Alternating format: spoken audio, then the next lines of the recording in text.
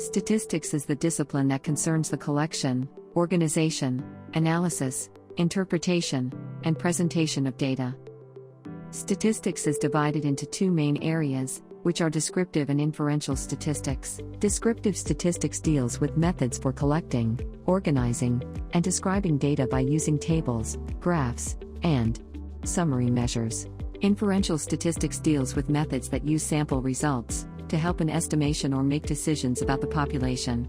In statistics, firstly, we have to identify what is population and what is a sample.